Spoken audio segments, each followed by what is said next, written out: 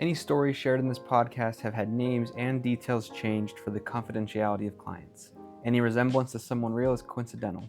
Hello everybody, thank you for joining us for another video. In today's episode, we are going to talk about why therapy doesn't work when you're not addressing underlying medical issues. So, when you think of therapy, we think of mental health and medical issues. I think sometimes we think more physical health, but they're very interconnected. So why does not addressing your medical issues, how does that affect your progress in therapy or your work on your goals and issues? Okay, so I'm going to answer your question with a question. I'm curious about your guys' experience. If you meet with a client and you schedule an appointment for the following week, and let's say they come in that next week and they had been sick the entire time between your last session and this session, when they come in and you ask them about the week and did they do their homework, what response do you get? Zero progress. None. Nothing. We're in exactly the same spot except for maybe a little more depressed. And yeah, why? It was not a good week. Yeah, and why? Because they felt like crap and they're laying on the couch all day. Because they're puking their guts out, or is that too forward for social media? When you don't feel well, you're not making progress you're not cooking dinner, right? Like, you're not doing anything, including mental health work. That's why I think taking care of medical issues is important. Because if you don't feel well, you don't feel well. Yeah.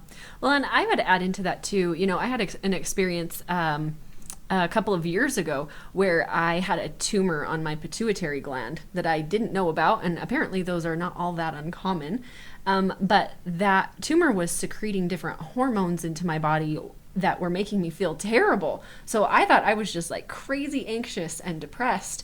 And I was talking to other people and trying to figure out all of these great things I could do in my life to feel better.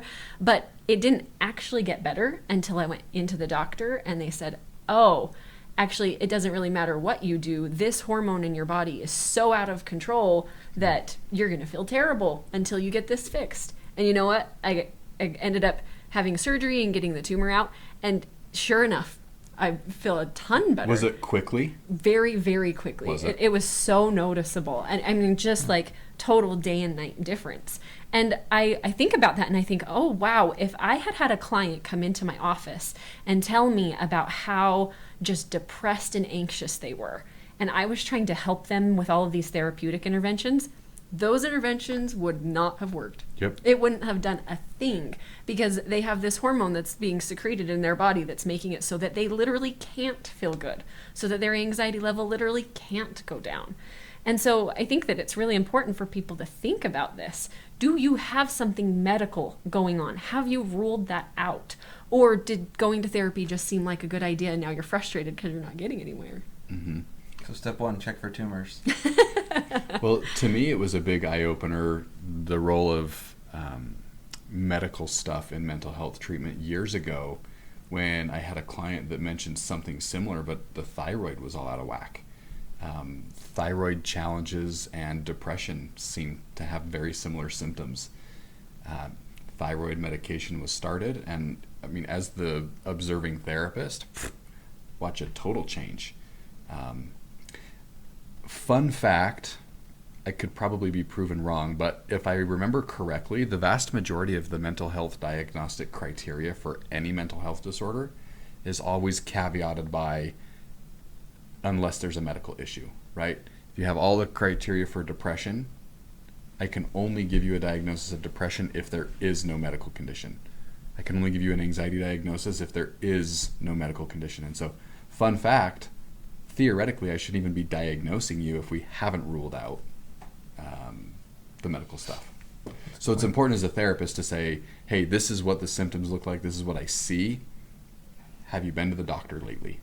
And just evaluate that. Yeah, I mean, hormone problems and vitamin deficiencies also look like low motivation, depression, not being able to have the energy to get out of bed, anxiety, difficulty with sleep. These are all things that have a medical reason as opposed to a straight up, we've got to work on your thought restructuring and behavior. You've got something actual physiological going on in your body that has to be addressed through medical. Yeah. it speaks to that interconnectedness, right? Like your mental health has a lot to do with your chemicals in your brain and the balance that your body keeps. And sometimes your body does not keep that, and you need medical intervention. You need medication. And what does Joshua say about medication? Just take it as prescribed. Take it as prescribed. As prescribed. Right. How often do you work with a client, though, who either is inconsistently taking their medication or shows up to your office and is like, I quit cold turkey.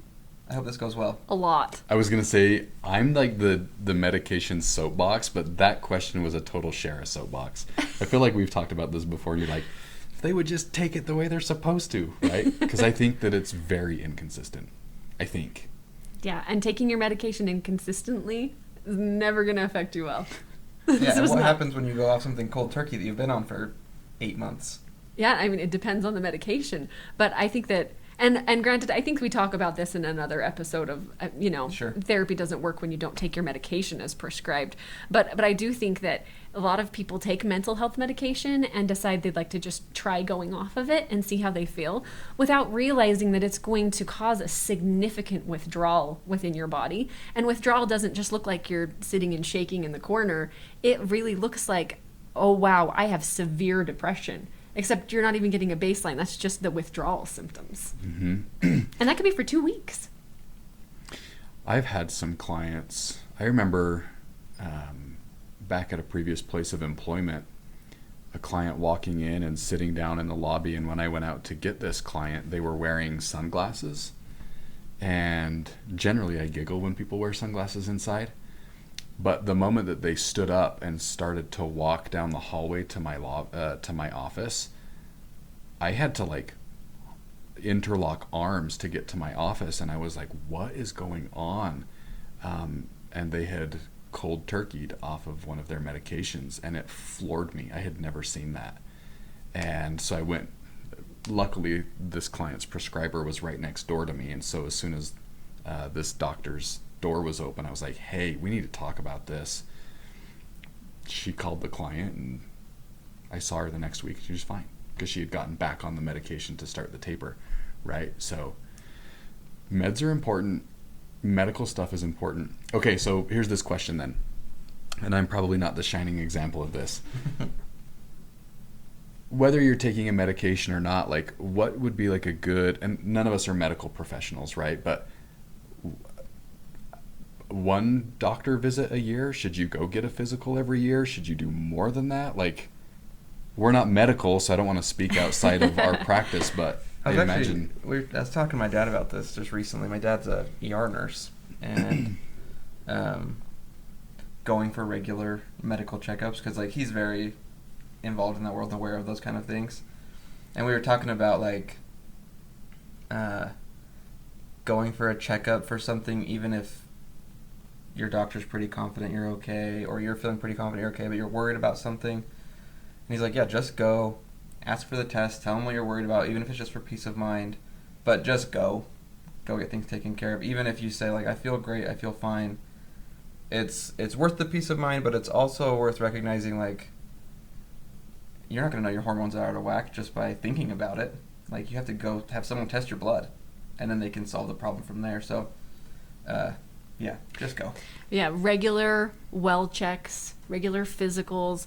I also think that if you're to the point where you're having some kind of symptoms, even if they're mental health symptoms that are intense enough that they're disrupting your life, you should go and ask. have some kind of a physical, just so that you rule that out. Otherwise, you could be spending months and months in therapy and all kinds of money and effort, and you could literally get nowhere because the problem is medical. Yeah.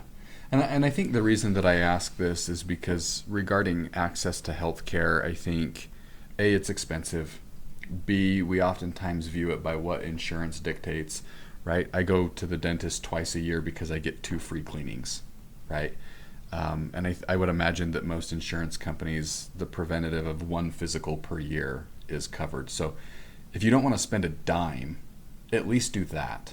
Right? At least go in and once a year have a doc do a workup and see where things are, create a baseline. Right. Well, and I mean, even from the money argument, going in and having 1 physical to rule out some of this stuff versus spending months in therapy and not getting anywhere. Sure. You're definitely it is better to hold off a one therapy session and go get a physical to just make sure this isn't what's causing your problem. Yeah, I think so. Good point. Not medical professionals, sage medical advice. Well, thank you everybody for joining us for today's episode.